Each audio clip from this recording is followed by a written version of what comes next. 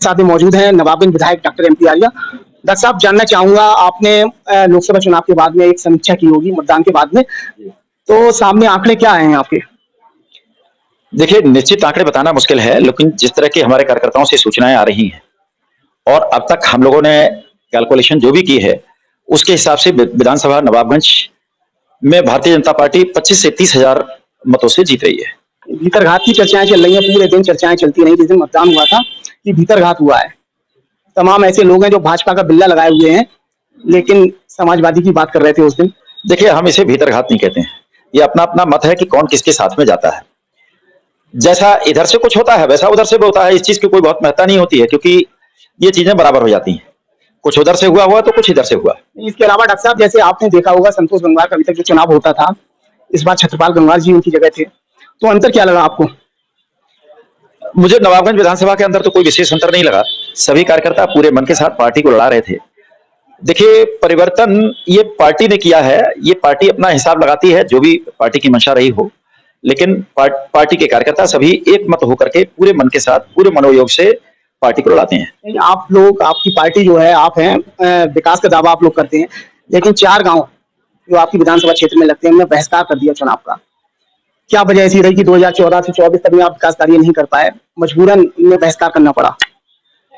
देखिए, ऐसा है कि बहुत सारी चीजें राजनीतिक होती हैं, मुझे इसमें सारे कारण राजनीतिक समझ में आते हैं। पुल पुरैना पर ना बन के गुजरानपुर पर बना, 23 करोड़ रुपए का पुल विधानसभा बीसलपुर के अंतर्गत आने वाले गांव गुजरानपुर में बना।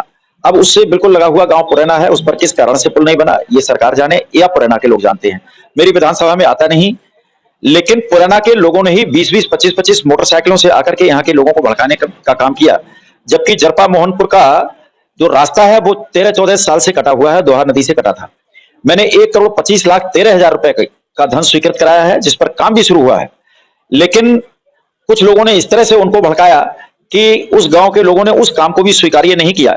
ऐसे ही लगभग 65 लाख रुपए की लागत से उसी पेहनिया नदी पर मैंने पेहनिया गांव के पास में एक कॉजवे बनवाया है, पुल बनवाया है।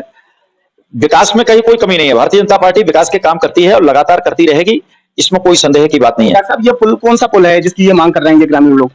ये दोहा नदी पर बीसलपुर क्षेत्र में आने वाला पुल है, पुराना गांव पर पुल की मांग है, जबकि वहीं से 2 किलोमीटर आगे गुजरानपुर पे इस साल पुल बना है। बीसलपुर क्षेत्र में आता है आपका कहना है, लेकिन नवाबगंज क्षेत्र के लोग ये बहिष्कार कर रहे हैं, तो क्या वजह क्या है? दोनों से जुड़ा हुआ पुल बनेगा, क्या है?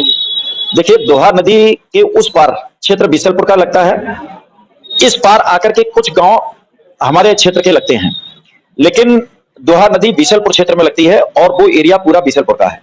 लेकिन इस पार के गांव भी जुड़ते, जो जुड़ने वाले गांव थे, तेना, पेनिया या जरपा, ये हमारी विधानसभा में लगते हैं। जिस दिन मतदान हो रहा था उस दिन संतोष जी का एक चैनल पे एक बयान आया था कि प्रत्याशी के मुकाबले में जो पार्टी है उसके लिए लोग वोट दे रहे हैं, तो इसका मतलब क्या है? लोग तरह तरह की बातें कर रहे हैं कि प्रत्याशी से नाराज हैं इसलिए ये बातें कर रहे हैं, आपको क्या लग रहा है? मैंने ना उस बयान को पढ़ा है, ना मैं उस पर कोई टिप्पणी करूंगा, क्योंकि मैंने सुना नहीं है, मुझे पता नहीं है। नहीं, तो चुनाव तुलना अगर की जाए दोनों लोगों में तो कैसा रहा? संतोष जी के चुनाव आपने लगातार देखे हैं 8 बार के, इस बार छत्रपाल जी का जो चुनाव है, तो कैसा अंतर क्या लगा आपको?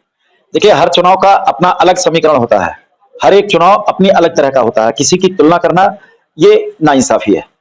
आपको जो जैसे रिजल्ट आएगा 4 जून को, क्या परिणाम किस तरीके के आ सकते हैं? नहीं, 4 जून को परिणाम तो भारतीय जनता पार्टी के पक्ष में आएगा, इसमें कोई संदेह की बात नहीं है। विपक्ष वाले फिर ये कहेंगे कि ईवीएम वाला फंडा है। अभी वो ये कह रहे हैं कि हम जीत रहे हैं, फिर अगर आप लोग जीत जाएंगे तब वो ये कहेंगे कि ईवीएम वाला मामला है। जो आदमी कोई कुछ काम नहीं करता है, कार्यकर्ताओं के या क्षेत्र की जनता के किसी काम में नहीं आता है, तो फिर उसके पास में बहाना बनाने के अलावा कोई रास्ता नहीं होता। आपने जो मेहनत करी है, आपने ऐसे चुनाव में मेहनत करी जैसे आपका अपना चुनाव हो, तो मुझे लग रहा है कि आपकी जो मेहनत है रंग लाएगी या पानी फिर जाएगा इस बार? निश्चित रूप से मेहनत रंग भी लाएगी, और चुनाव अपना या पराया नहीं, पार्टी का चुनाव होता है, चाहे वो हम लड़े या श्री छत्रपाल जी लड़ रहे हों। चुनाव कोई भी हो, चाहे लोकसभा का हो चाहे विधानसभा का हो, चुनाव पार्टी लड़ती है। हमारा काम, हम तो एक कार्यकर्ता हैं, कार्यकर्ता की दृष्टि से मेहनत करते हैं।